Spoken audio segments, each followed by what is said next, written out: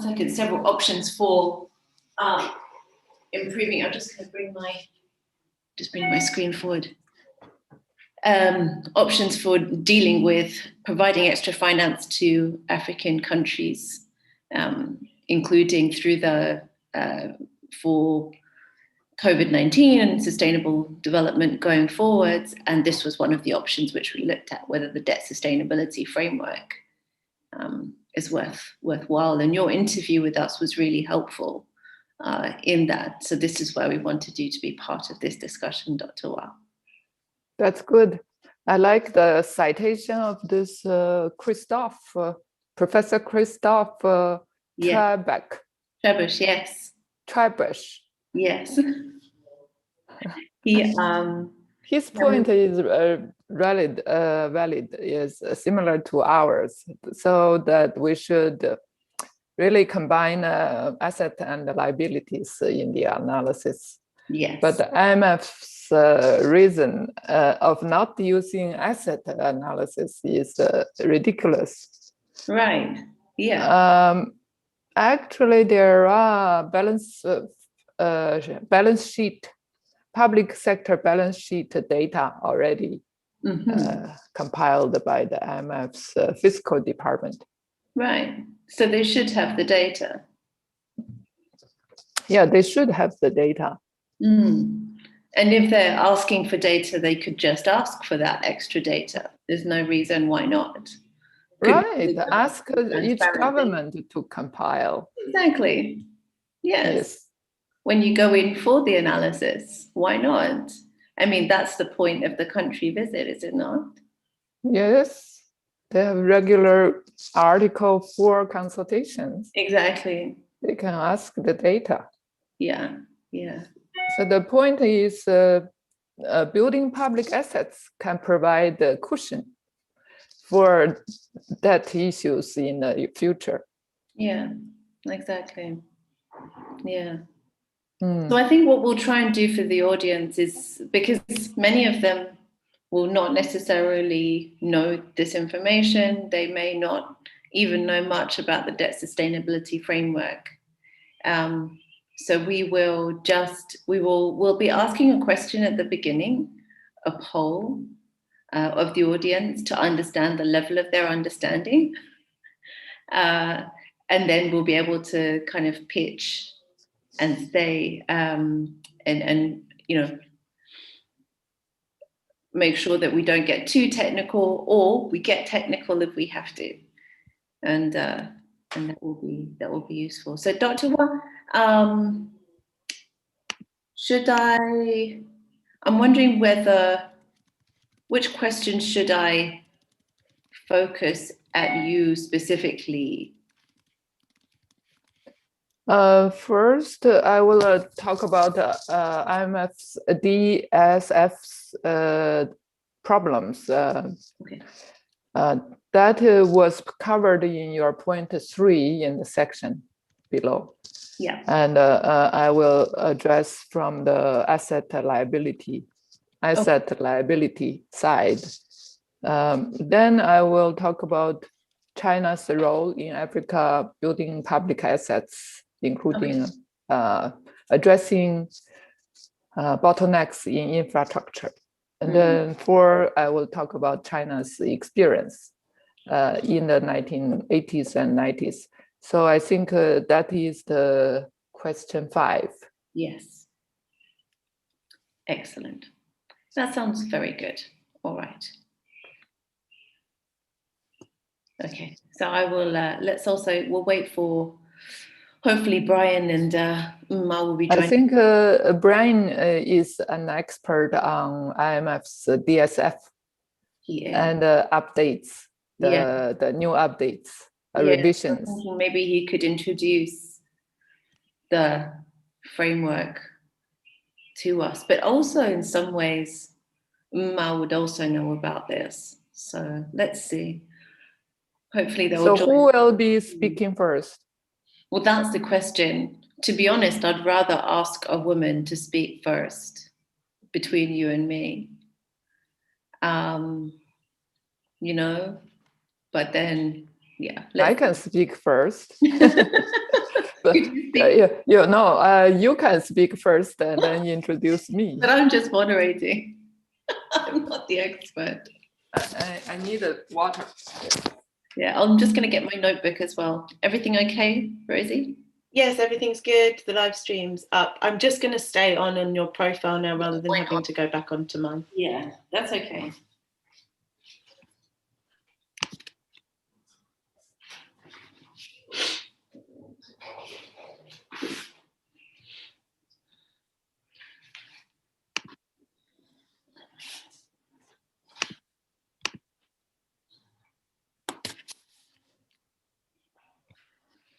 You know, it was International Women's Day yesterday, so, you know, we have to big up the women on our panel.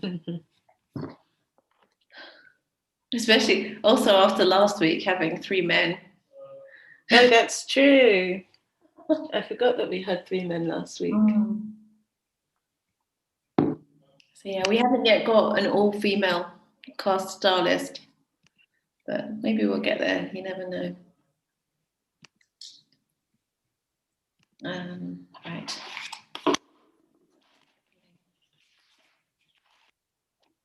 The other thing I was going to do is that I haven't done before is mention to people to perfect the hashtag Africa Unconstrained. Sure.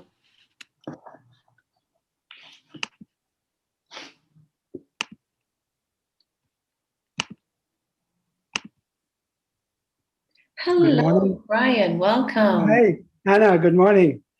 Thank you so much for joining us. Sorry, I'm a few minutes late, but it's very early in the morning here. It's quite early. We really appreciate just how early you have, you know, you've woken up for all this seminar. We really appreciate it. No, thank you for inviting me. Thanks. So we start at 6:30, right? That's right. In about 11 minutes. Yeah. Okay. Yeah, that's right. Good. So now I'll just take a few minutes taking a final look at my notes. Yes, and grab a coffee, you know, if you need to as well. Yeah. Thank you. Hi, Ma, how are you? Very well, Hannah. Hi, everyone. Hi. Hi, Ma. Joining us. Hi, Rosemary. How are you doing? Good, thanks. How are you? Very well, thank you. So what time is it where you are? It's almost 2:30, so we're just 1 hour ahead of GMT. Okay, yeah. So that's manageable. So yeah, definitely. Brian's in Utah, so it's 6:20 a.m. Wow. Yeah, very early. It's a bit early. Over here it's 9:20 p.m. That's okay. And that is China, or? I'm in KL, but that's China You're in time Kenya. as well. Yeah, I'm in Kuala Lumpur, but it's China time the same. Okay. It's quite easy to stay on top of China time. It's great. Okay. So, is there anything, Ma, did you have a look through the questions? And I'm just going to check everyone's pronunciation of names, just so I make sure I get it all right. So I've got Dr. Yan Wang. Hello, Ma. Yeah. Or is it Wang? Hi, Yan. Wang. Wang, yes. Wang Yan. Yang Wang. Lovely to meet you. You can say Dr. Yang Wang. Perfect. And then Brian Pinto. Yeah, that's fine. Perfect. Yes. Hello, Brian. Oh, hello, Yan. How are you? Yan. we got to know each other at the World Bank. Yes. Good to see you, Yan. And then Amara Ekaruche. Uma. Hello. Yeah. Hi, Wang. Nice to meet you. Yes. Yes, but that's fine. I think yeah, yeah. So I just do Ekaruche. Is that okay? Yeah, that's fine. That's fine. Okay. All right, that's fine. Is it right? Is the Ekaruche right? Or is it? Yes. Yes. Yeah, it's fine. You're getting it 90% right. Yeah. Still. Okay, anyway. Fine, so I have all your bios. I won't read out the full bio, but just a snapshot. And then, and we'll just, I was mentioning that we'll do some kind of housekeeping initially, just tell people about the translation, the Q&A session towards the end, and also a hashtag for Twitter and LinkedIn, other social media. And we'll also do a quick poll of the audience before we get into the discussion and before I introduce all of you. So the poll will be, we're going to do a poll at the beginning and a poll at the end. And the one at the beginning is really to understand the level of the audience's understanding of the topic that we're going to go into. And then the second one at the end will be a kind of policy question on whether the audience thinks that the debt sustainability framework should be reviewed or not in the light of our discussion. We thought that could be an interesting question to finish off with. So is there were any of the questions that we are that we've put into our into the list? We've got a list of 5 questions there in the briefing. Dr. Yang Wang was saying that perhaps she could go first in terms of talking about the role of debt sustainability in COVID-19 management in African countries. Dr. Yang? Or rather, I think there was you were going to be talking about the debt sustainability framework itself, right? And the issue around. I'm going to provide a critique of the DSF. Yeah. So if you do that, Dr. Yang, would you be able to introduce to the audience just very briefly what the debt sustainability framework is? I think Dr. Brian Pinto is much an expert on DSF. I can speak secondly or thirdly, no problem. Okay, so who would introduce? Brian, do you want to introduce the framework, or Uma, would you want to introduce the framework? The key is, I guess, and really kind of kick off in as simple a framework as possible. Sure, I could do that. I mean, just in a very simple way, yes, because I've written a whole paper on it, so I don't want to take too much time. But yes. Yeah, so it's just setting up the framework for people to engage with. Right. Okay, and then we'll go to Dr. Yang Wang. Well, what are the kind of key critiques from your perspective of the debt sustainability framework? And then perhaps Umai could then move to you and say, but what about from, how have African countries interacted with the debt sustainability framework and been impacted by it, especially through COVID-19? Would that be appropriate for you? Yeah, that's fine. Great. I also have a few answers to the questions you raised, Hannah. So it's up to you, because I could always, you've asked what role does do you think that sustainability analysis has played in COVID-19 management? Yeah. So I can share some of my thoughts on that. And, perfect. But it's up to you. Clearly, if the other speakers are covering some of this, and if they do cover that material, then I can shorten what I have to say. Yeah. Well, you see, I also want you guys to. This is meant to be a kind of fairly free-flowing discussion. So I want you all to also respond to each other and say, okay, well, yeah, Dr. Young covered this aspect, but there's this other aspect, or when this is applied to African economies, it's, more challenging or easier, etc., these sorts of things. So I'll try and set up a little bit in any case, as a moderator, and yeah, hopefully we can have a fairly free-flowing discussion. I think Yeah. Would that be okay? And yeah, is there anything particular, Brian, you would like to make sure that we get across, that you have a chance to get across? Well, I think the most important part probably is your last question on what is the advice to policymakers. Yeah. So that's the key thing, because you have all these questions about. I mean, first of all, I haven't worked on African debt sustainability for the last 2 years, so definitely not during the COVID period. Mm-hmm. But I think the results that we came up with are fairly robust, and if anything, are reinforced by what's happening now.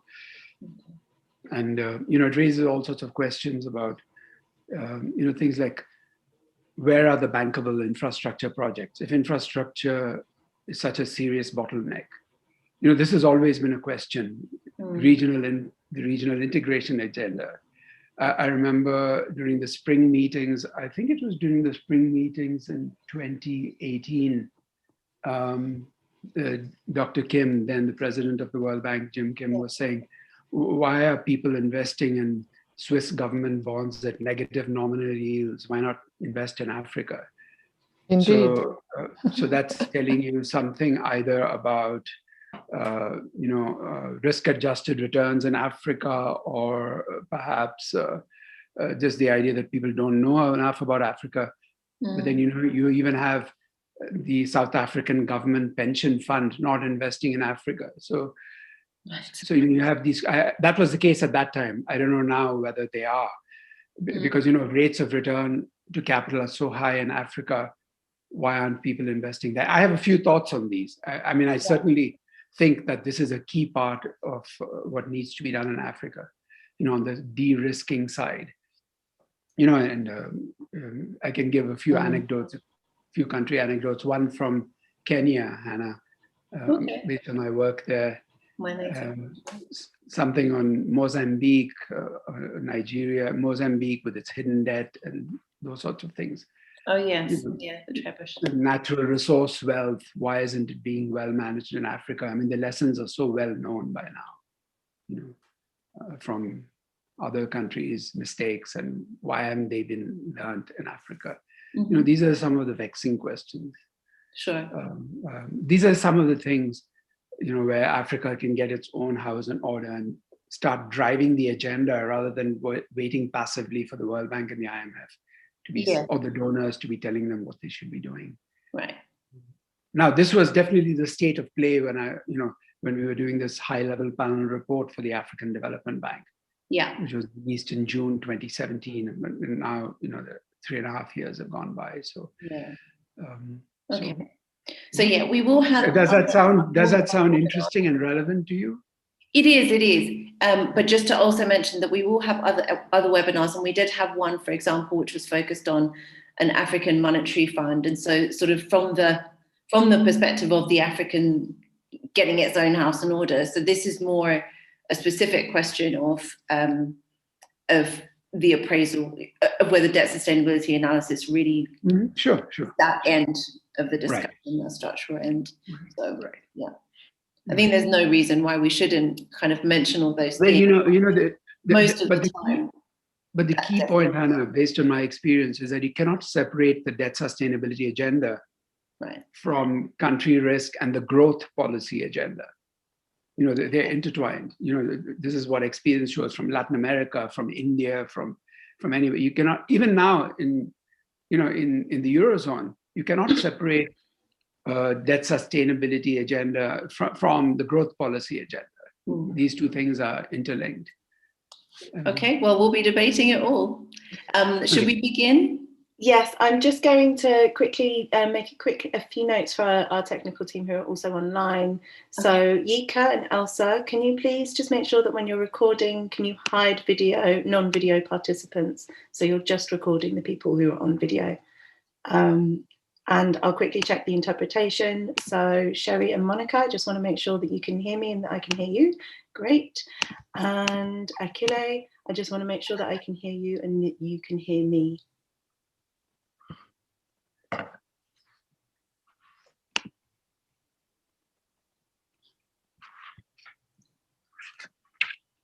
Akile, are you there?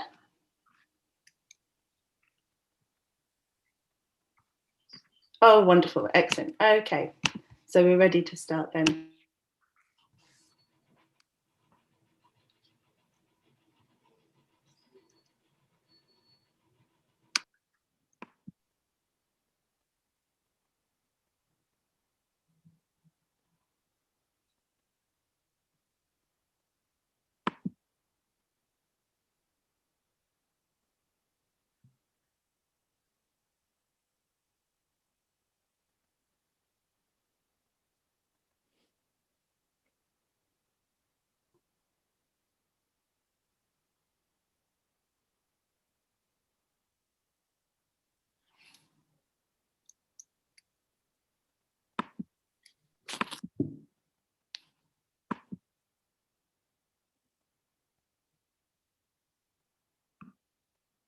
Okay, we'll just wait for a few more minutes for attendees to join.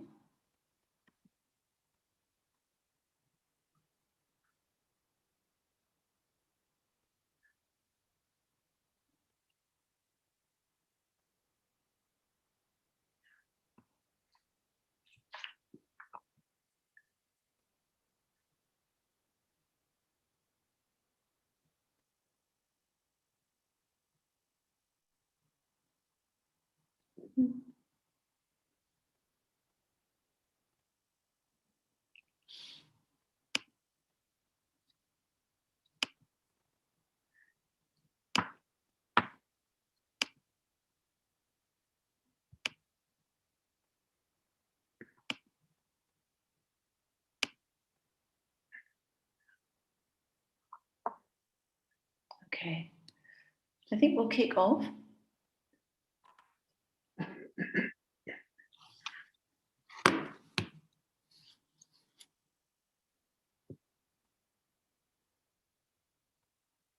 Welcome and thank you everybody for joining the Africa Unconstrained webinar series. Today this is the third in our series of discussions organized by Development Reimagined. I'm Hannah Ryder, CEO of Development Reimagined, and I'm really pleased to introduce to you today three fantastic guests who will be discussing the very interesting topic of the IMF debt sustainability framework and what that means in terms of the era of SDGs. What does debt distress mean when we have SDGs and COVID-19? But before I begin, and before we begin this really important discussion, I would like to first just make a little bit of housekeeping. First of all, we have translation available. For those of you who speak Chinese or French more fluently than you do English, you're welcome to use our translation channel, which is just at the bottom of your screens. You can find the English or the Chinese or French interpretation there. Just pick that and you'll be able to listen through that way. Second of all, please, as you're listening, please plan your questions. We will have a Q&A session after about half an hour of discussion. I will take the chair's prerogative to ask a few questions, of course, of our panelists, and then hand over to you, our audience. So please, as we're going through, keep your questions, and you can use the Q&A section again on Zoom to set your questions, and we will put those to our panelists. Last but not least, if you are on social media, please use the hashtag Africa Unconstrained. This is the flagship project under which we are discussing this and have organized these series of seminars and webinars. And we've also produced a flagship report on options for reimagining Africa's debt system, under which this question of debt distress analysis and how it's done is one of the options for doing just that reimagining. So with that housekeeping all done, now let me begin with just asking our audience a little poll. And we always ask these polls just because we want to understand the different level of what the audience are expecting from the discussion and how we should be pitching that. So our first poll, we'll be asking 2 polls, one at the beginning, one at the end of the webinar. And the first one is, how much do you know about IMF debt sustainability frameworks? First option is not much at all, only that some countries are debt distressed and others are not. Second option, a little, but I'd like to know more. And third option, I know it in depth and I have strong views on it. So which one have you picked? Let's close the poll and find out.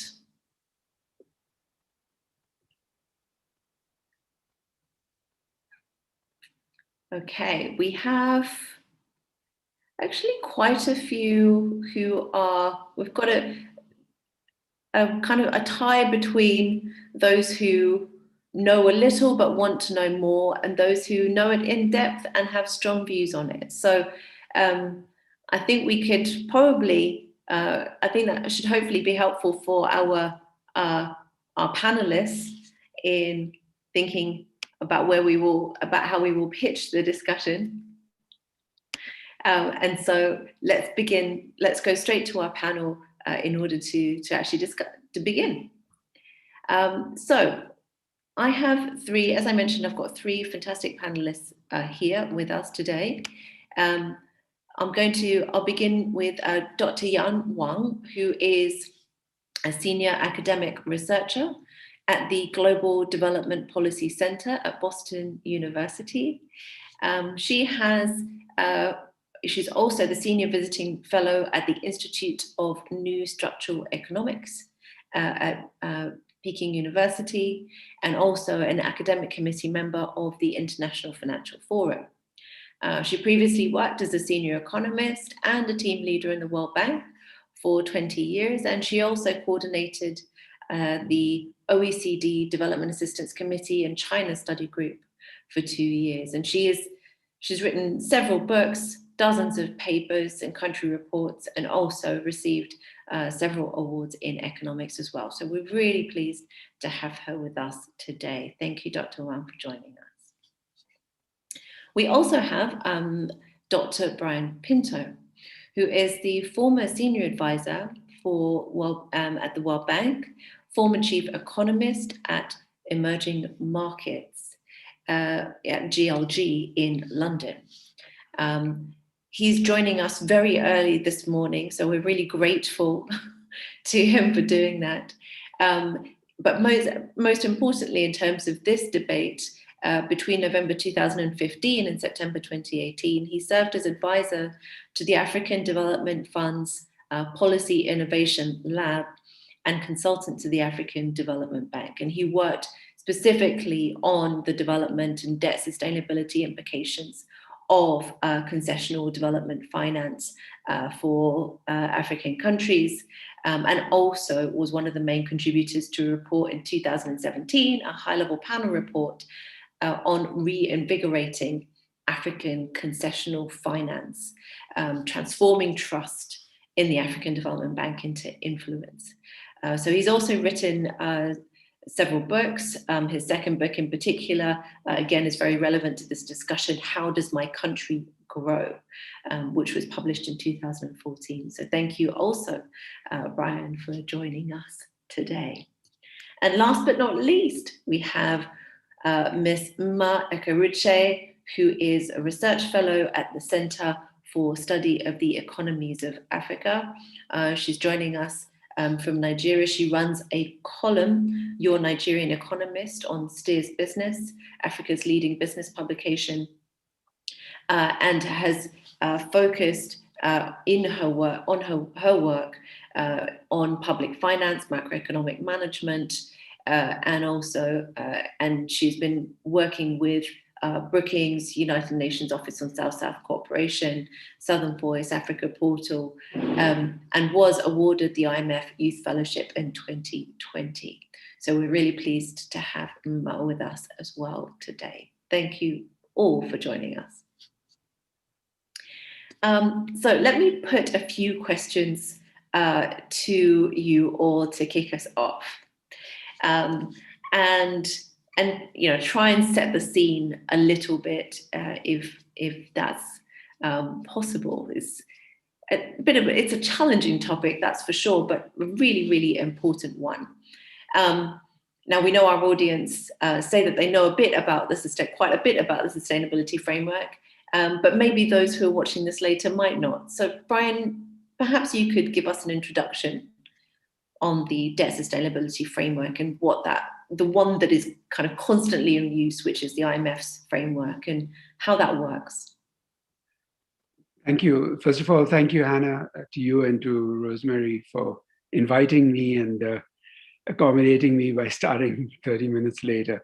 The LIC DSF, or Low Income Country Debt Sustainability Framework, developed by the IMF and the World Bank, was originally conceptualized and implemented in 2004 to support the heavily indebted poor countries program, as well as the multilateral debt relief initiative.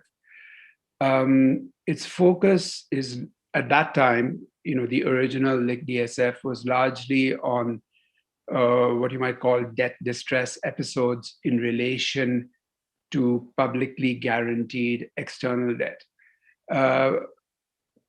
Not only that, but it actually looked at the present value of this debt.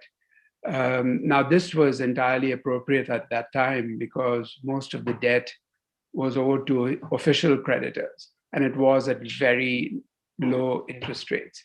And therefore, it made sense to calculate the debt burden by looking at the present value of the debt.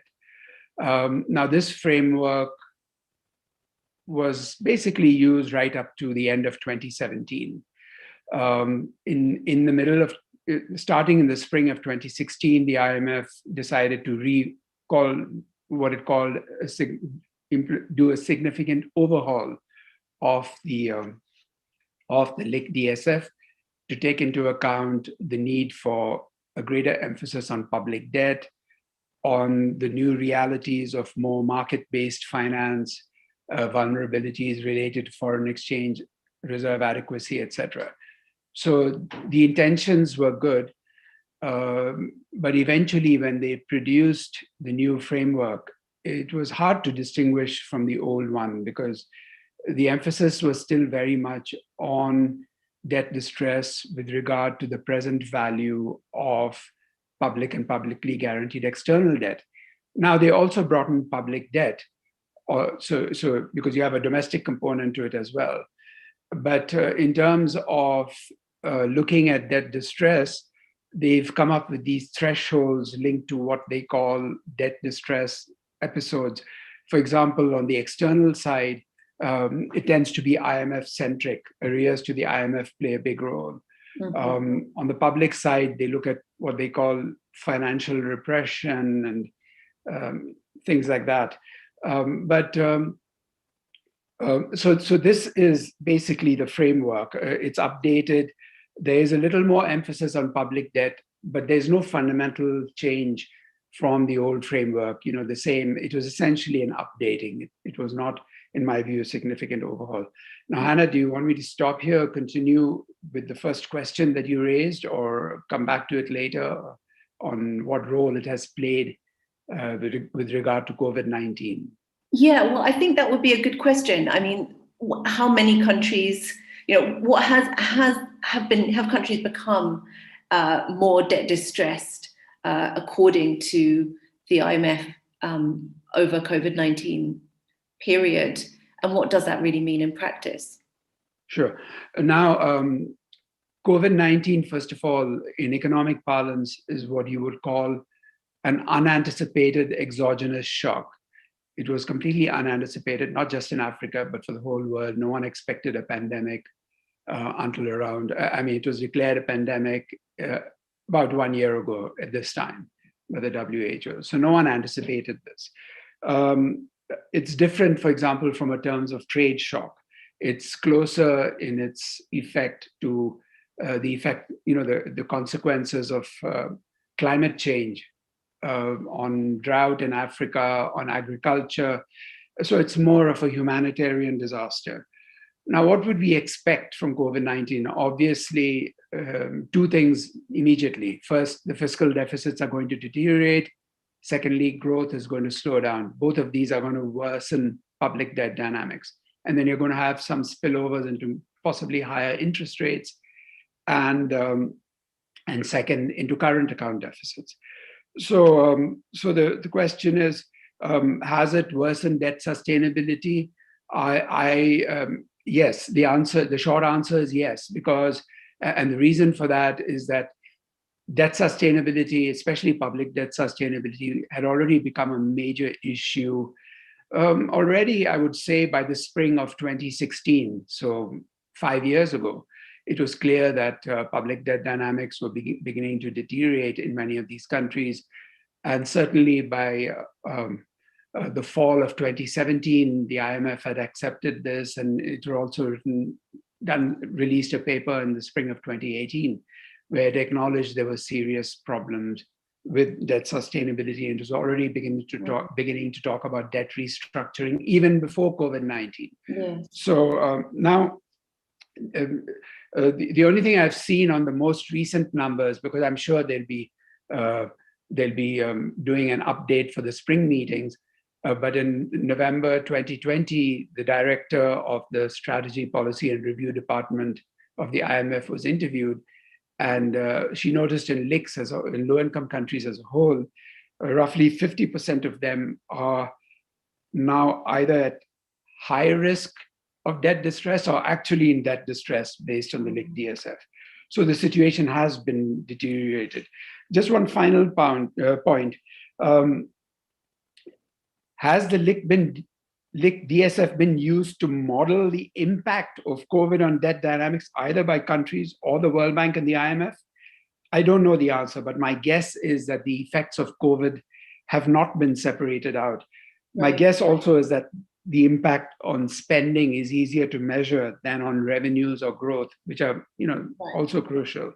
Yeah. And of course, from a conceptual point of view, especially in poor countries, given the humanitarian nature of the disaster, you want to treat COVID with grants rather than with further borrowing. Yeah. So let me bring in Dr. Wang there, because there is a question of whether there are a number of critiques of the debt sustainability framework. Of course, there's no economic framework that doesn't have its critiques, but there are some pretty strong ones. Perhaps even just from the starting point of, we know that the framework is applied to low-income countries and not applied to other countries. That, of course, means you will end up, when there are instances of debt sustainability being reported, it will be mostly low-income countries, of course. It will be only low-income countries, and that gives us a slightly distorted picture. But there's a lot more behind that, and there's lots more challenges in terms of the economics when it comes to debt sustainability. Dr. Wang, you've done so much work in this area. What would you say are the key challenges? Many thanks, Hannah, for your kind introduction. I will first briefly make 3 major points and then elaborate during the Q&A session. First, 2 critiques on the IMF's DSF framework. So the first is that after the COVID-19, there was a sudden stop of capital flows and a large unprecedented capital outflows from the emerging markets and from African countries in March and April of last year. So the IMF DSF cannot address this issue of large capital inflows and outflows from emerging market. And there was a liquidity crisis at that time. last year. Also, the indicator of debt over GDP is misleading because the debt is a stock of accumulated many years, and the GDP is a flow variable produced value added in 1 year. So that is misleading. So the second major problem of the IMF's DSF is that it doesn't distinguish the debt caused by public investment or the debt caused by consumption or what do you call it, recurrent expenditure of the government paying civil servant salaries or pensions. In the case of European countries, a lot of debt was caused by paying social security and pensions. So Justin Lin and myself, in our book, Going Beyond Aid, we criticized the IMF's DSF, saying that it kind of has anti-investment trend bias, anti-investment bias. It doesn't encourage any government investment in public infrastructure, in public assets. So there is an anti-investment bias. So I am all for combining asset and liability in the balance sheet approach. And I like very much the quotation that you made by German economist Christopher Trebath, that combining asset and liability is a good way. In my recent paper with Kevin Gallagher at Boston University, we proposed using the public sector net worth, meaning asset minus liability as a measure of debt sustainability. The argument is based that if we build public infrastructure, public assets, it can provide a cushion to the future debt issues. It can make the economy more productive and maybe develop, maybe addressing the bottlenecks in public infrastructure. So that was my first point. Yeah. The second Dr. Wang, let me just make that. Would you mind if I just make that really clear for the audience? So just to be super clear, what you're saying is that when, in terms of when debt is taken up, when the debt sustainability framework is conducted, there's no serious analysis of what that debt is being spent on, and distinguishing whether you're building some sort of asset with the debt or whether you are just spending it. Right. Yes. DSF does not distinguish debt caused by investment or debt caused by consumption, meaning issuing salaries and pensions. Right. Yeah. So my second, two very different. Yes. Please go ahead, Dr. Wang. My second point is China's role in Africa. China has been helping African countries, host countries, to build public infrastructure. That public infrastructure has formed public asset. And China has been helping releasing the bottlenecks. If you ask me, what is a good debt? I mean, my answer would be a good debt is a debt used to build public assets that releasing bottlenecks in growth, in infrastructure, in development. So many countries have a choking point of power shortage, electricity shortage. The donor countries have ignored the power sector for many years in Africa. So Justin Lin and myself, we did analysis on 214 completed projects, we found that 80% of them have addressed the bottlenecks in infrastructure. So this was used, the data from China Aid Data, the .com, all public accessible data. So we selected 214 completed infrastructure projects from 2010 to 2014. And we found that 80% of them have addressed the bottlenecks. So these should have higher rate of return when we have addressed bottlenecks. The third point I want to make is that China's experience in the 1980s and the 90s may have some useful implications for African countries now. So we have done a lot of analysis in the book going beyond aid. So in 1978, China and Japan has signed an agreement on energy for technology exchange. So it means that China exported crude oil, natural resources in exchange for technology. So that was related to the Shanghai Baoshan Steel Company. So in that agreement, Japan agreed to build the Shanghai Baoshan Steel Company.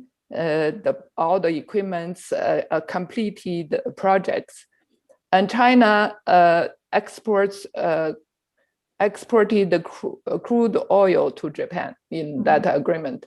So this in as late as 1984, 50% of China's export was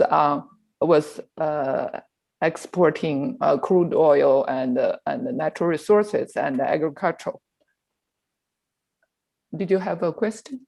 So my second point in that experience is that later China used the approach of processing trade using the OEM model. So at that time, a shortage of foreign exchange is very pressing. There was not enough foreign exchange to import materials for manufacturing shirts and etc. So China used OEM model, relied on 3+1 model, meaning that foreign business firms provides all the imported materials and the imported patents and also technology equipment into China, and then China export processed materials like shirts and shoes and socks and light manufacturing to the same company, to the advanced countries. It's called the 3+1 processing trade model. Thirdly, China used special economic zones to attract the foreign direct investment as a major way of releasing the bottlenecks in foreign exchange. So all the joint ventures companies, they have to achieve a self-sufficiency in foreign exchange. So meaning they have to supply their own foreign exchange to import their materials and then export to advanced countries. All joint ventures are required to have foreign exchange self-sufficiency. So in that way, they can solve this need for foreign exchange. Right. So in the future, I think this has some implications for African countries, low-income countries, to rely more on equity investment. That is foreign direct investment to develop their manufacturing sectors. So rely less on debt, but rely more on equity investment. So that's my main 3 points. Okay. And then later I can answer questions. That's great. That's chapter 1. And I think, I mean, you've taken us not just in terms of the critiques of the debt sustainability analysis directly, but I think what you're also saying in some ways is, and through your explanation of Chinese financing and a kind of a slightly different attitude in a sense to looking at debt sustainability, which exists because also of different models that China itself has used in terms of its own development experience.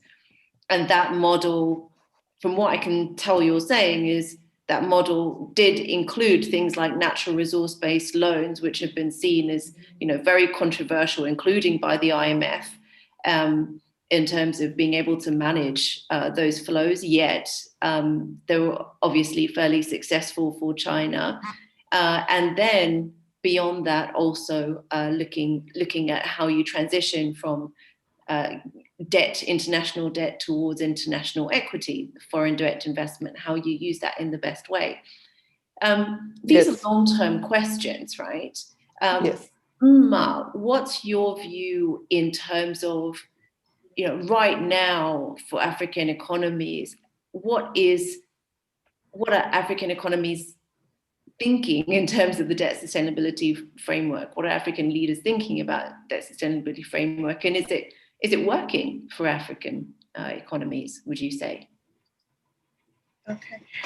Thank you, Hannah, for the introduction.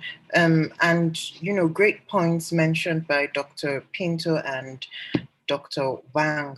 What I'll try to do is bring the discussion back home. So provide like a continent-specific analysis. First off, the pandemic affected nearly all the determinants of debt dynamics, right? It increased primary deficits where the sources of revenue for a lot of African countries, whether it's remittances, whether it's tourism, whether it's commodity exports, they were severely affected. And at the same time, we had to increase spending, particularly towards social sectors, social protection programs, the health sector as well. And this occurred in a context where the continent was already grappling with high levels of debt, right? So before the pandemic set in, 40% of the continent, their debt to GDP ratio was well above the 60% threshold that has been specified by the African Monetary Cooperation Program, right? Also, the pandemic caused a lot of exchange rate depreciations. So in Nigeria, for instance, we've had to depreciate the Naira 3 times since the pandemic started because our main source of foreign exchange, which is oil, has been significantly affected. And obviously, you don't pay these external debts in your local currency. So it basically increases our debt service burden. Our economic output has been affected as well by external effects, also the lockdown that was implemented at the peak of the pandemic. And regarding the challenges that the pandemic has uncovered with regards to the framework, the first challenge that I see is that over the years, the size of public debt has been grossly underestimated, right? So whereas before the pandemic started, the IMF, the framework stated that certain countries, had sustainable debt levels. As soon as the pandemic started, we saw these same countries seeking large amounts of external financial assistance, programs, and that's first off, it sort of brings the findings of the debt sustainability analysis into it sort of makes it debatable, basically. And so it's also closely aligns with what Dr. Pinto said earlier, where although the the framework has started to include domestic debts in addition to external debts, there are still other forms of debts that are not being accounted for. So debts owed by SOEs, state-owned enterprises, debts owed by para-public entities, debts owed by subnational governments.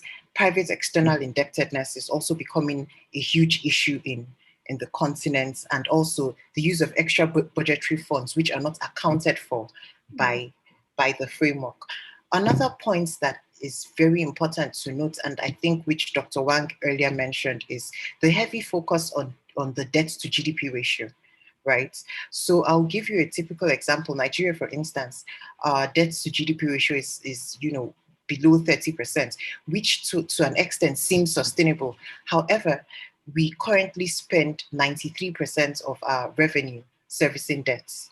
So perhaps, the framework should, emphasize on the debt service to revenue ratio as a key metric for assessing whether the debt burden of countries are sustainable. Also, another thing is the framework it heavily focuses on the historical trends of these determinants of debt dynamics, whether it's exchange rate or whether it's GDP growth. There's not enough focus on in determining the scenarios, right, that inform these assessments. There's not enough focus on, what happens if a natural disaster comes in, what happens if a pandemic comes in, right?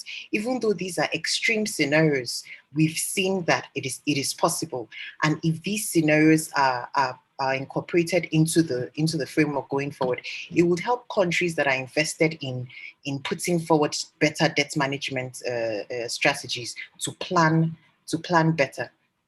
Now, with regards to what African governments are thinking in terms of maybe putting up a new framework or a more informed framework, or a framework that speaks to the context, right? What I do know is that we still rely on the IMF and the World Bank for the local debt sustainability analysis that are being conducted in the continent. So again, these frameworks are still, I won't say they're wrong, but at the same time, they can be better informed. Yeah, they can be improved. Right. Yeah. Okay, so better informed in terms of the underlying situation and perhaps other metrics beyond debt to GDP ratios. I mean, yes, there are other metrics which are included, even things like export to GDP and so on, but debt to GDP certainly gets a lot of focus in the analysis. And let me also just remind our audience before I pose another question to our panelists. Let me just remind you, please do also put your questions into the Q&A section for our panelists. If you have some, hopefully we will certainly have time for discussing them. So make sure you add those. But let me continue with mine.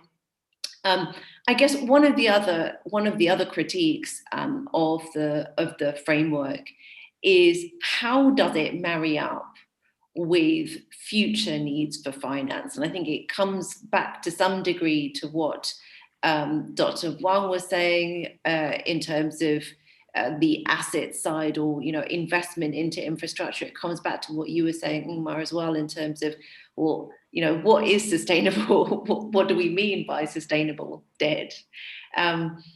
Brian, what's your answer on that one? I mean, how can the IMF take that into account, or anyone take that into account? These are countries low income.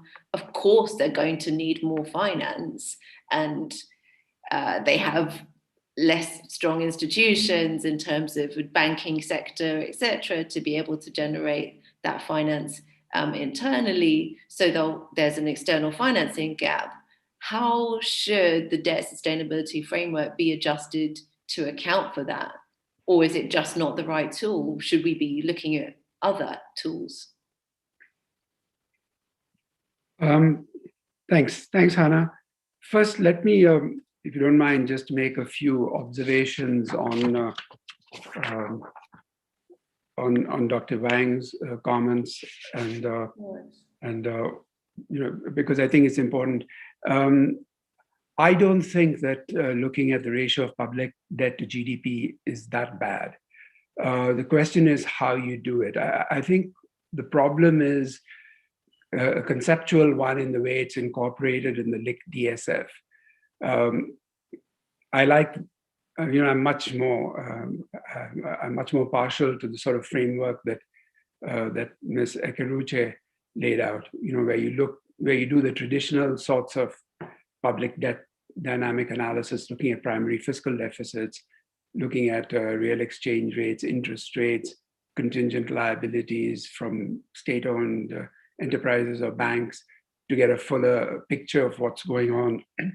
And I do think that there is a serious issue of measurement.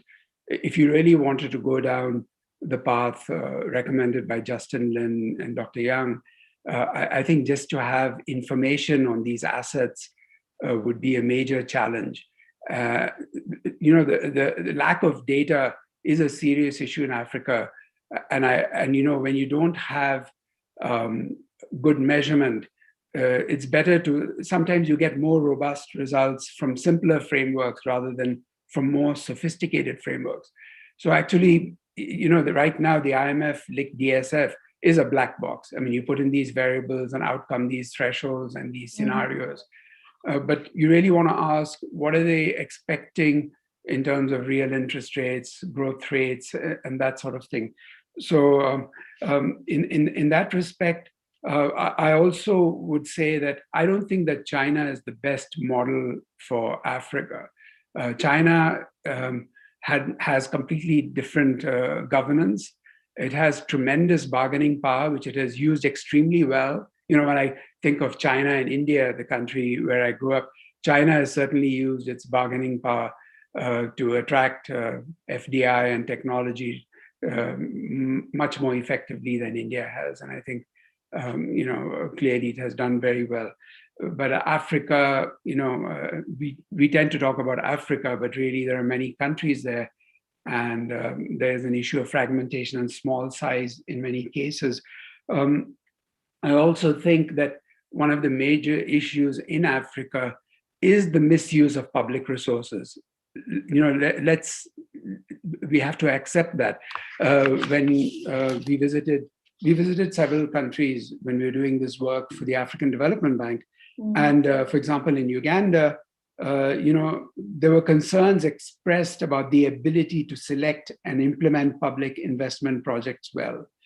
Now, clearly bringing in China helps to alleviate that problem. It's what the economists call a principal agent problem, because China is coming in, doing the infrastructure project, and when they finish, there is a bridge or a power station or a road or whatever. But here also, I think it's important to keep in mind, and certainly, I think Dr. Wang said they now have a publicly available database of the projects. I think increased transparency in this is very good. For example, some of the things I picked up from very senior people in these countries was that many of them thought that the money from China was free because you would have the Chinese contractors coming in and saying, okay, we're going to build a hospital or a bridge or a road, or sometimes things that were not needed. And they never saw the money. The money never came to the country.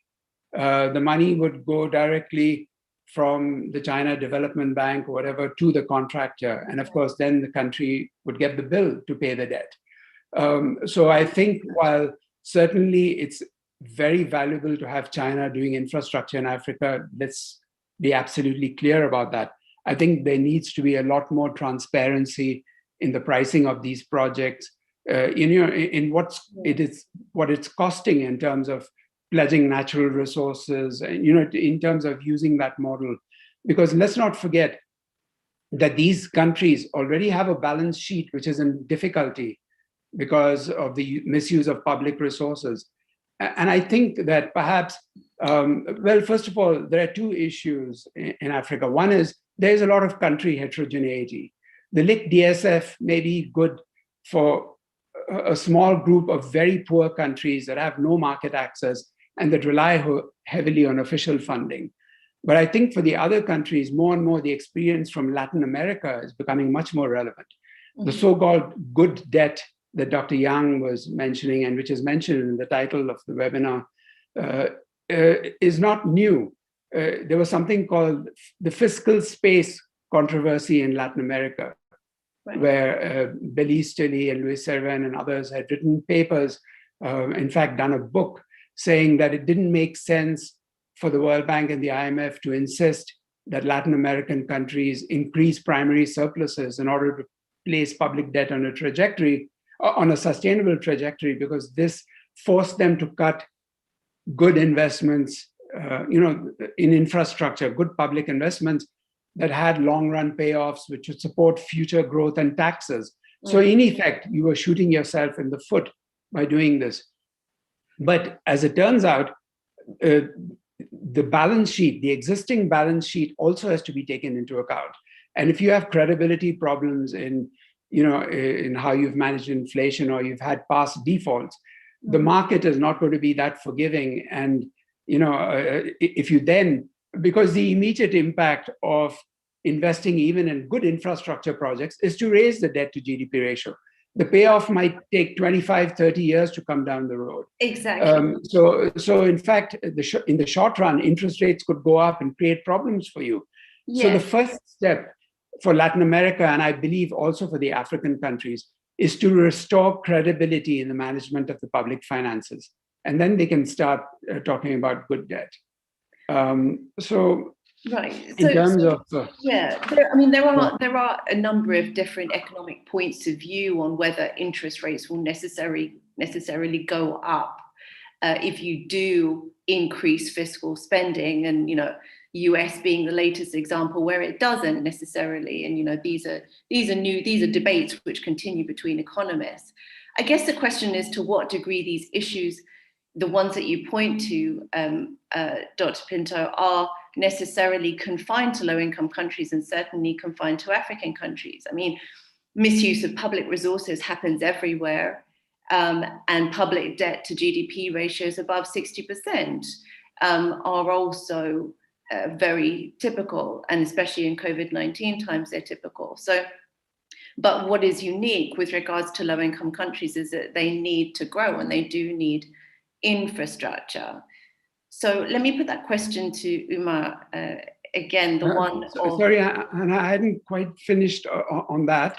Yeah. I don't think it's clear that just given the scale of the investment needs in Africa, that even if you take an absolutely ideal situation, even in the best governed countries, you're going to have immediate problems with rising public debt and rising current account deficits. So clearly the existing framework is not suitable for how do you accommodate these vast development finance needs. And the debt sustainability framework is not the right tool to use to examine these questions. You need a different framework, and I can get into that. But I do think one has to be careful about saying, okay, in the US, the US, unfortunately, and even the Eurozone, they have different rules. They have different rules from the emerging markets and from the low-income countries. You can get away with things in the US and the Eurozone, which you cannot in Africa. And we know that from experience. We know, for example, that Argentina and Russia had their massive debt crises when the public debt to GDP ratio was far less than 60%. These situations are very country specific, and you have to do this on a case-by-case approach. And let me stop there. But yes, so to answer your question, the LIC DSF is not a great tool for trying to reconcile debt sustainability with the vast development finance needs of these countries. Yeah. And you need a lot more, and I can get into that later. What is there? Is there a framework? Is there an alternative framework for thinking through that reconciliation? And should that reconciliation happen?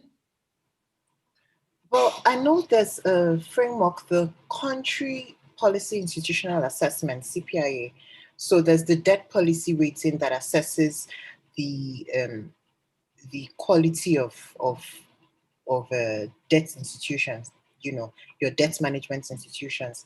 And I know I did a paper once on it, and on the continent, there's no country that has reached the maximum points, which is it's a rank from 0 to 6.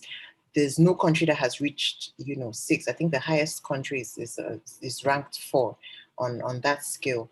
And it goes back to what Dr. Pinto said. Yes, there's a lot of misuse of public funds.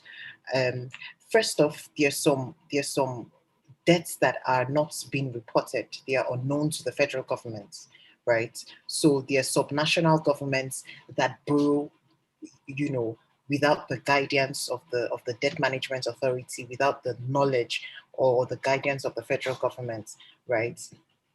And obviously, this is not accounted for in the debt sustainability framework. And so while the debt sustainability framework might provide some form of guidance, or may give like a partial picture on the debt situation in a country, right? In some cases, it may be a bit off, and I think like that's what we're starting to see as the pandemic, sets in, where countries that the framework previously said, their debt was very much sustainable, we're seeing them literally go into shock mode, Yes. Yeah. But it isn't part of that due to growth, as opposed a lack of growth and a lack of revenues as opposed to debt itself. The framework is meant to be debt and sustainability, but somehow what do we mean by sustainability? It's very limited. And of course, as you say, there are a number of things that are missing. We have some questions coming up from the audience. And so I'm just going to ask Dr. Wang whether there's anything you would like to say on that point in terms of linking SDGs and DSF. In fact, one of the questions we've had from the audience, Claire von Lesec has asked, should progress on SDGs be incorporated into the debt sustainability framework? I can't tell whether that is about asking whether countries are doing enough and kind of asking countries to meet more thresholds than they already are within the IMF threshold, or whether it is about saying, well, what is the distance to SDGs that countries need to travel, and using that framework with the DSF. But Dr. Wang, what's your thoughts on this question? In my own view, that SDG is a long-term goal and many aspects, 17 goals. So DSF is a very narrow framework. So it's very difficult to incorporate the SDG into DSF, which is a short-term framework looking at the debt accumulated over the years divided by GDP and the present value and so forth. So it's very narrow. As I agree with Brian Pinto's point that we need a much broader framework for the long-term analysis of infrastructure needs and sustainable green energy need in African countries, and how to finance them. My point regarding the asset and liability is that China's approach, based on its own experience, is that in terms of shortage of foreign exchange in the low-income countries, leak countries, you can use the approach I mentioned, resource for infrastructure, resource for high technology, resource for complete set of plants, like a Baoshan Steel Company. It was financed mainly by resources. And secondly, you can use processing trade and reduce the need for foreign exchange. In my paper with Justin Lin, is that all foreign businessmen, they supply all the imported materials for the country to further process that and then export the light manufacturing products and earn foreign exchange. Thirdly, you can use a special economic zone to attract foreign direct investment. Then all the foreign joint ventures, they have to reach self-sufficiency in foreign exchange. That will reduce the need for borrowing debt and borrowing in foreign exchange. So that's my point. Thanks, Dr. Wang. And I guess the issue is that, especially with COVID-19 coming in and having to spend on healthcare and also on economic recovery and supporting vulnerable citizens through COVID-19, especially and waiting and spending money on vaccines as well. Although, you know, thankfully there are donations slowly coming through. Countries are under a great deal of pressure, and that foreign exchange is in very, very short supply. Ma, you have a point to share here as well. Yes, please, Hannah.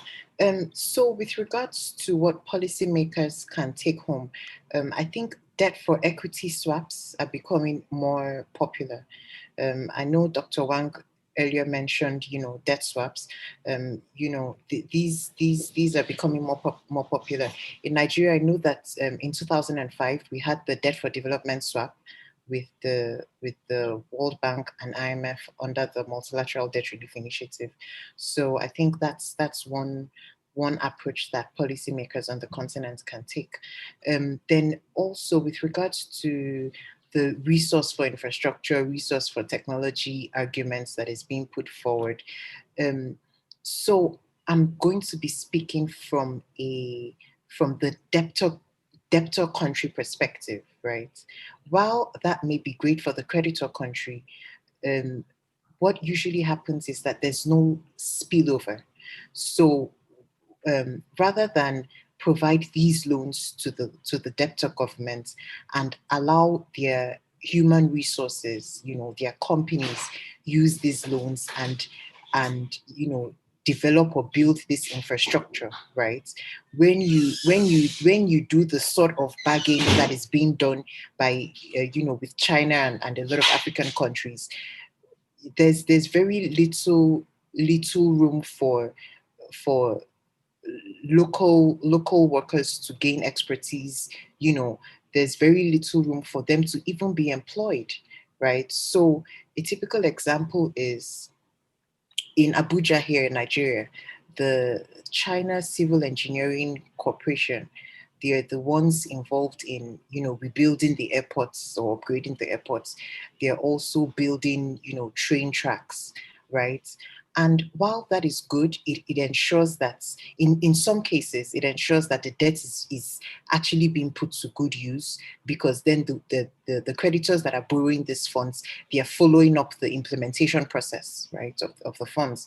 But at the same time, there are local companies that you know, could have handled these activities, right? And then it would help money circulate, you know, in the economy. You know, technology spillovers, you know, knowledge transfers. There's a lot that gets missing when we overly rely on these resource for infrastructure, resource for technology, you know, approaches. I'm going to refer you to a report that we did recently with the Oxford China International Consultancy in partnership, and we did a cross-country study of African economies based using SICE-CARI, John Hopkins SICE-CARI data, and we examined and created a new framework for looking at different labor laws in African countries. So there's a slight detour, but we did look at the question of whether African countries are getting more from being able to, negotiating more for labor contracts to be able to have more local employees. And it looks like there are some countries that are using that bargaining power, as Dr. Pinto was talking about earlier on, actually trying to use that bargaining power much more for these contracts these days. But it's obviously something that's still in progress. We will also have another webinar in this series, which will be looking at how African countries can be working together more to get more out of contracts and out of other strategic aspects of their relationship with China and others. So definitely that will be really important, and it is very important in terms of Africa's future. But I guess the question too is, the IMF is also very important to Africa's future, and the IMF and World Bank views, whether it's expressed through debt sustainability framework, CPIA, as you mentioned, these also affect African countries' ability to go forward and meet SDGs as well. Brian, Dr. Pinto, you had a few more points. I'm going to encourage our audience, please do send in more questions for our panelists if you have some. Otherwise, I will also put almost final question to our panelists before we answer our last poll of this webinar. Yes, Hannah. Yes, you wanted to say a little bit more about SDGs, I think. Right. Well, first of all, the present framework, I fully agree with Jan and with Mama that this is not a good framework it's just not geared for that. Because, even if you took the best governed countries in Africa, Rwanda, Kenya, Ethiopia, at least Ethiopia, unfortunately, before the recent resurgence of political instability, these were considered among the best governed countries with close to the highest CPIAs.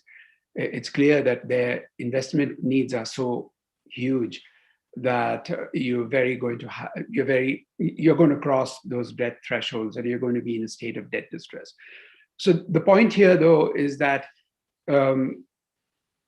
you have to look at the other side of the coin, which is to acknowledge that the present system of concessional official development assistance, or concessional ODA, that framework needs to be re-examined, because in spite of the HIPIC MDRI reduction in debt, as of 2018, when we were doing this work for the African Development Bank, there did not seem to be a strong foundation either for debt sustainability or for sustained long-run growth.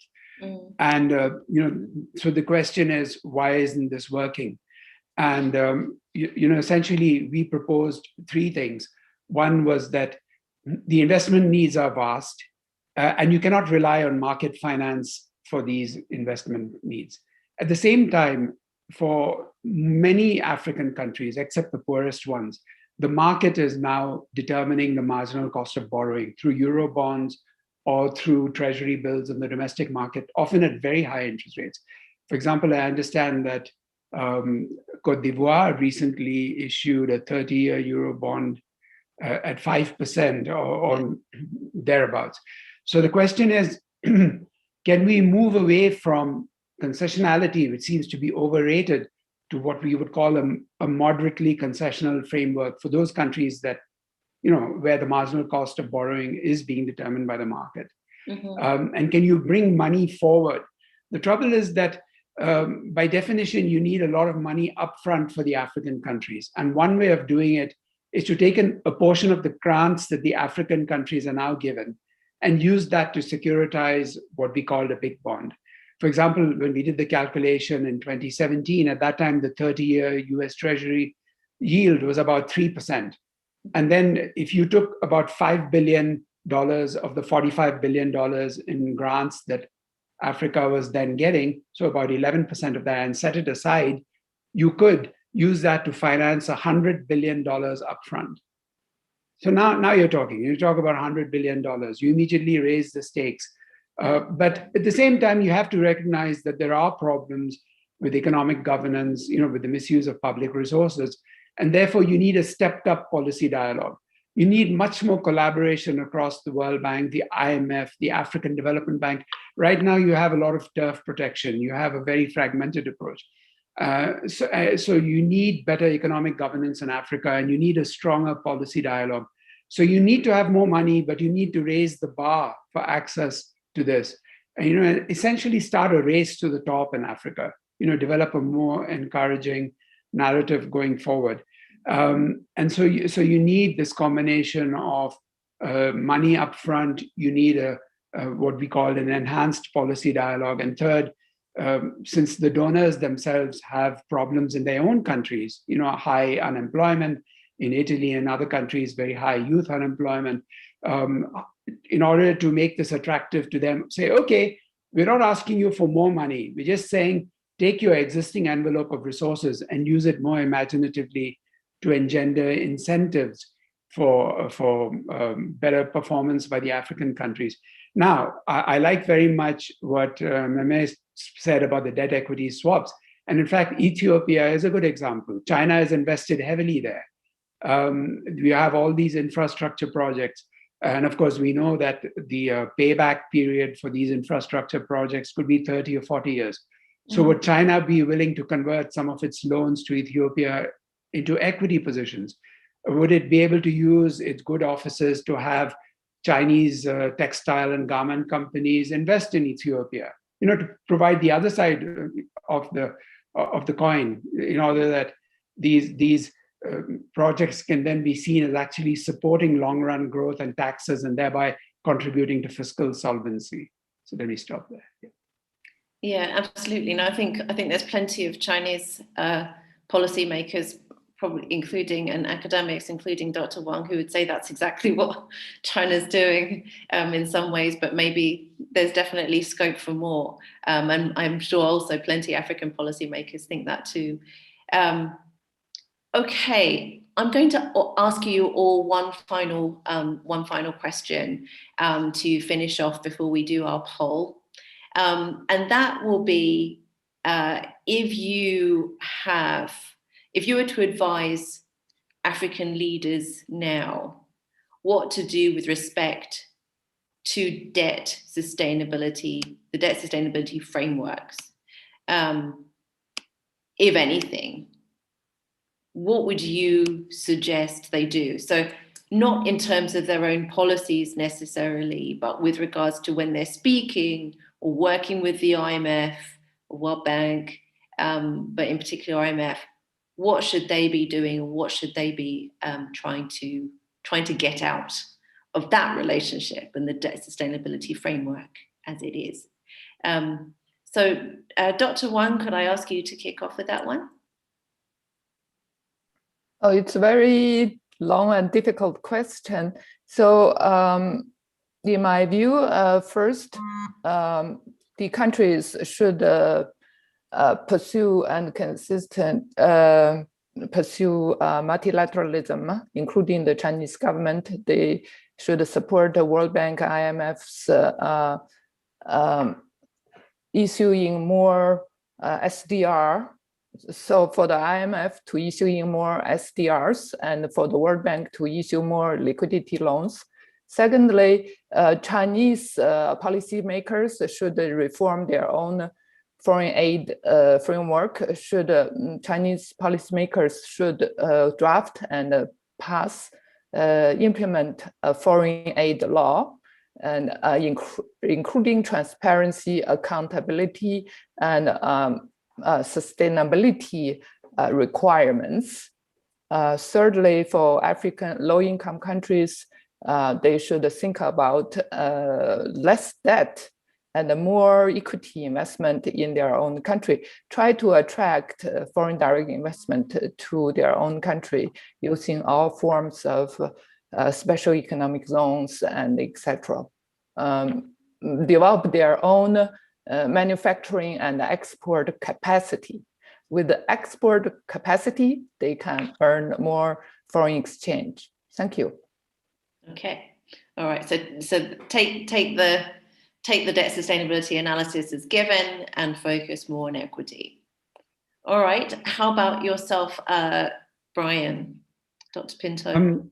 Thank you. I think that the leaders of the African countries need to wrest the initiative and define their own agenda. They need to take charge. They need really to lead. And first and foremost, they should lower political risk by managing domestic sources of volatility well. Now, we actually have a concrete example from Kenya. When President Kibaki took over in 2002 from President Arap Moi, there was a very peaceful transition of power. And what happened was that political risk went down, investment horizons lengthened for the private sector, interest rates came down, the Kenyan shilling actually started appreciating in nominal terms. Suddenly, debt dynamics improved. And and this, of course, was very good for that. People were thinking that Kenya could start issuing 10-year or 20-year debt in its own markets, but then, unfortunately, we had the debacle in December 2007. So this is something that I think is absolutely at the top of the agenda. How do you lower political risk? How do you eliminate corruption, favoritism, social conflict? How do you deal with this? This is a very big agenda for African countries, and it closely affects the horizon for the private sector. It affects interest rates, and related to this, of course, part of this, like concretely, what does it mean to do all this? It means manage the public finances well. Good or bad governance finds its most immediate and direct expression in the management of the public finances. And especially now that so many African countries are discussing natural resources. Mozambique had this huge natural gas discovery, but then it got into a debt crisis. But the debt crisis and the hidden debt came to light only because gas prices fell. So the question is, how do you use these resources for the benefit of the whole country, the current generation and future generations? In Nigeria, they did extremely well during the second Obasanjo administration when Dr. Ngozi Okonjo-Iweala, as the finance minister, renegotiated their debt with the Paris Club. But then that didn't last, and now they've gone back to multiple exchange rates and parallel exchange rates, even though we know that this is not the best for Nigeria, because every time you sell your oil dollars at the official exchange rate, you're losing money relative to the market rate, and that has a bad impact on the fiscal deficit, the hidden fiscal deficits. So manage your public finances well. And the third thing is, you have to recognize that you cannot separate the debt sustainability agenda from the growth policy agenda. So, of course, I take your point also, Hannah, that African countries have to begin defining their own destiny. I would love to see a summit of the African leaders with, the president of the World Bank, the managing director of the IMF, and the president of the African Development Bank, and donors meeting together to talk about the way forward. Because, you have to look at it from both sides, the debt sustainability frameworks and the aid architecture. Thank you, Brian. So yeah, a mix of both of those, and also come together with IMF and World Bank, discuss the way forward. How about you, Mike? You've got the last word. Yeah, Hannah, first off, thank you, Dr. Pinto, for schooling me on the Nigerian MDRI, era. Yeah, so the two main policy recommendations that I would like to put forward for governments across the continent are, first, with regards to the debt sustainability framework specifically, right, to encourage that a more comprehensive analysis be conducted to include all forms of debts. Yes, there are challenges with data across the continent, but that has improved significantly over time. Data is becoming more available. So debts owed by SOEs, all the contingent liabilities, we hear a lot of hidden debts, extra budgetary, funds, all these should be included and incorporated in the analysis to provide a more comprehensive and realistic picture of things, and definitely improve debt reporting. The second recommendation that I would like to put forward is to strengthen institutions, particularly the debt management authorities. Aside from establishing these regulatory authorities, right, it's important that they are autonomous, so the federal government doesn't necessarily, or doesn't just wake up and tell them, we want this money to fund this budget, and then they go on and they go to the capital markets and issue bonds. No, so it's important that they're autonomous to a large extent. It's important that they have the local capacity to conduct these analysis in-house. It's important that they also have a say in with regards to debt use, right? So they're not just there to determine when governments should borrow and when they shouldn't borrow, but they should also very much have a say in what this debt is used for. And hopefully, if these things are put in place, it will curb overly optimistic expectations. It will curb imprudent lending and make financing terms stricter for those countries that need, stricter terms, and also enforce the need for putting debts to good use. Great. Thank you so much for those recommendations.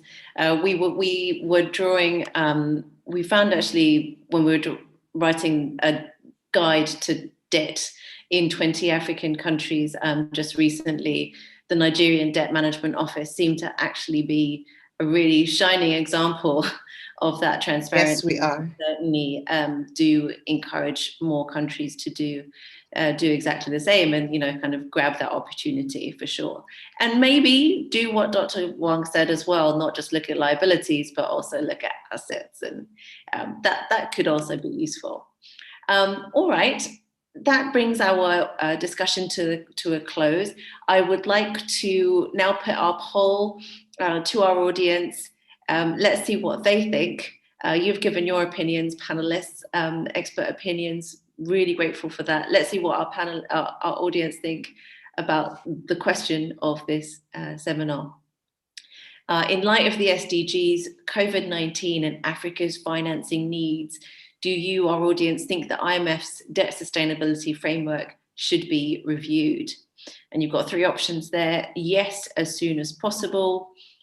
2, I don't think it will make any difference even if it was possible. And 3, no way, don't reform it. It's the right framework for the future. Let's see what the audience have said. Let's give it a couple more seconds. Send in your votes. Okay, let's close it now.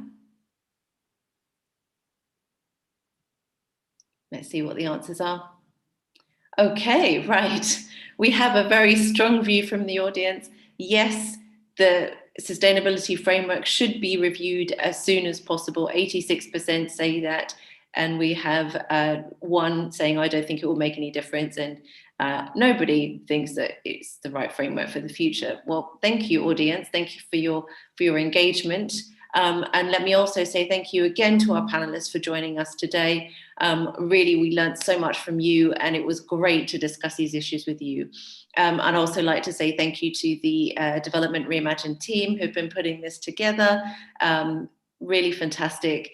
And also to our translators who have dealt with some fairly technical terms today, but I hope it's gone okay for you. Thank you again for all your support. All right, and that is our last webinar that's our webinar for today. Next week, we'll have another webinar, so please stay tuned and tweet about it. Let us know what you thought, send your feedback, and look forward to discussing again with you next time. Thank you, everybody. Thank you.